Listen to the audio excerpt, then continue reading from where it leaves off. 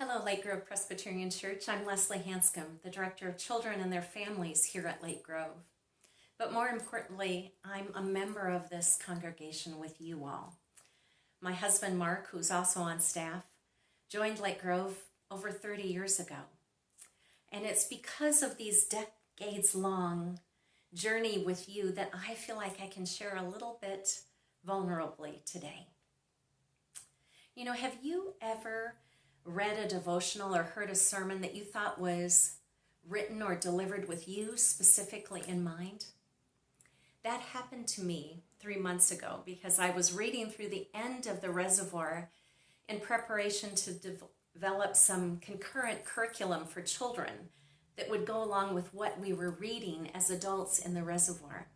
So I had come on to today's devotional on page 331 way back in November.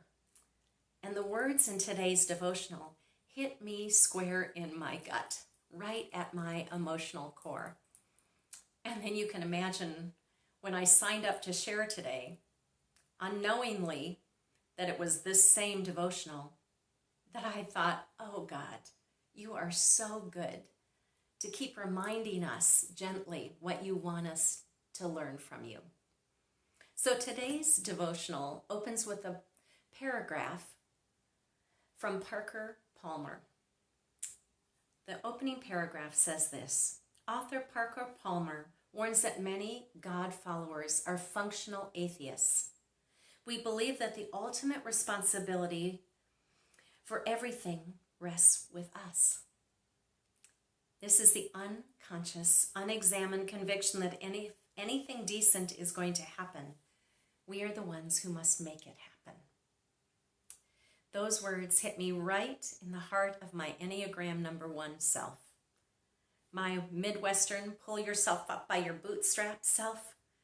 My need a to-do list every day self. My can't sit down until it's all done self. The self that reads work emails on my phone before I even get out of bed.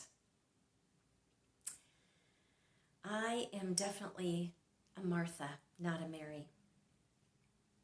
That paragraph hit me squarely on what I've been working on ever since I had a health scare back in the early pandemic. About 3 months into our lockdown, 2 years ago, I woke up from a nap in my at-home office with severe chest pains, severe enough that I called the advice nurse who said, hang up from me and immediately call 911. And that 911 call prompted EMTs to arrive at my house in their full PPE. Now, they couldn't come in because of the pandemic, so everything had to happen in my garage. They checked my vitals by lifting up my shirt in the garage in front of neighbors that were coming out of their houses to see what was going on at the Hanscoms. Why was there an ambulance out in front? That 911 call necessitated a ride in the back of an ambulance to Meridian Park Hospital. I'd never been in an ambulance before, and I certainly didn't want to go to the hospital early on in the pandemic. It was determined that night that I hadn't had a heart event, and in subsequent visits to cardiologists and tests, that my heart health is actually good. What I had that afternoon was a panic attack. I had never experienced anything like that before.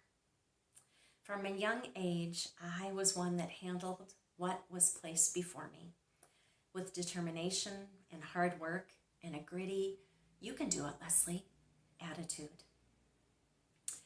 The pandemic exposed a place both in my own self-care and in my faith that needed to be examined.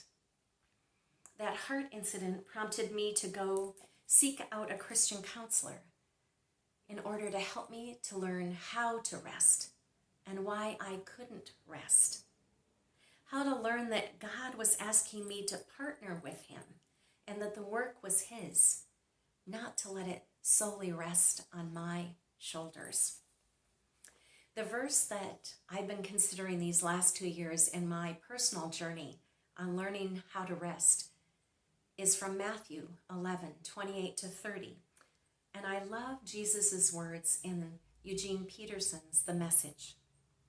Are you tired, worn out, burned out on religion? Come to me. Get away with me, and you'll recover your life. I'll show you how to take a real rest. Walk with me and work with me. Watch how I do it. Learn the unforced rhythms of grace. I won't lay anything heavy or ill-fitting on you. Keep company with me, and you'll learn to live freely and lightly. The question that I have for both you and me today is how or where are we finding rest? Or are you and I trying to hold it all together by working longer and harder? Where are we finding rest? Rest that is a radical act of resistance against society's imperative that we need to do more, perform better, produce more.